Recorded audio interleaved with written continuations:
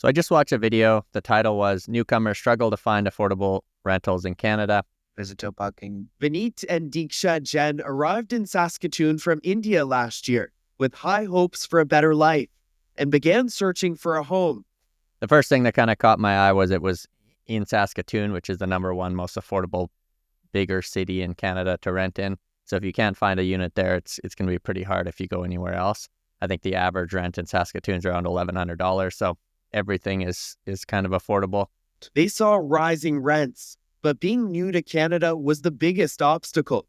With no credit history, references, or jobs, landlords kept saying no. I was feeling like we should give up and maybe we should go back to our home country. The long hunt for stable housing held up their path to getting settled in Canada. I do think that's kind of a misconception too, is like what is the criteria or what is the thought? What's the expectation for affordable, right? Like, I don't think almost anywhere in Canada you're not going to find rent under $1,000.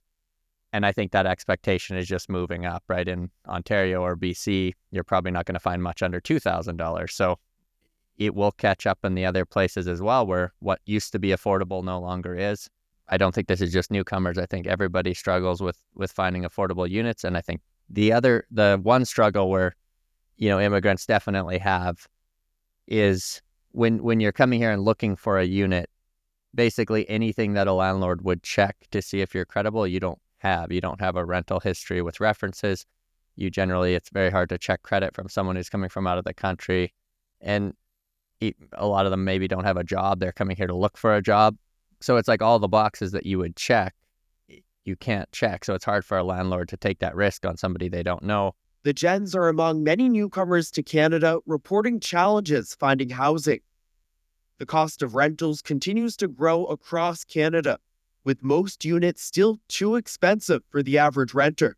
In a market where there's high vacancy, it's a lot easier. You'll take those risks on people and say, yeah, maybe you don't have a credit record or you have really bad credit, but we'll take the risk because we need to fill this unit. In a market like we have today, pretty much across Canada, when vacancy is very low, there's not a need for that. So it's definitely one step harder for people who don't have, credit that you can check, don't have a job, and you can't check references. It makes it a lot more difficult to find those units.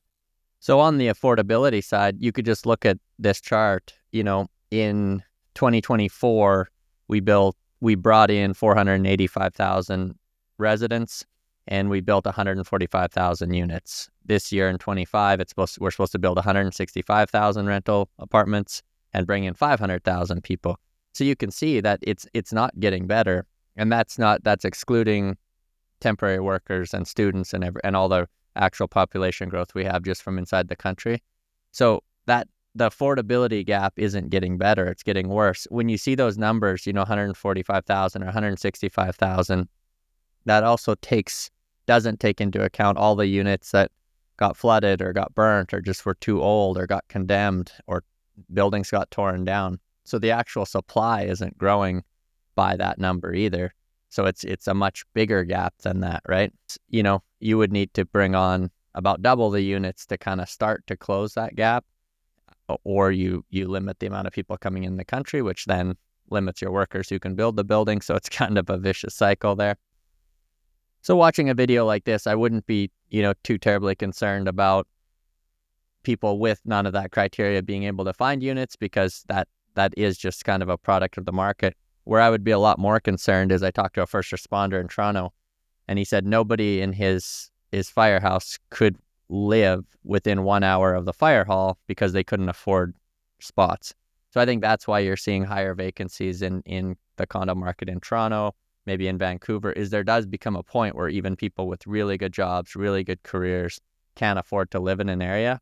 And that's where I think there's a problem. So I think they're a long ways away from that in Saskatoon and Edmonton, even Calgary. People can afford to live in those cities, have a decent job, and still have a good lifestyle.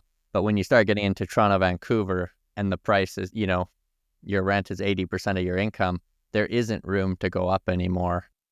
So as an investor, always make sure you're looking at long-term trends. Look at different cities. Don't just read national headlines and think that applies to every city across Canada. Real estate's very regional. So look at long-term time horizons and all over the country, and there's opportunities to be found in every cycle.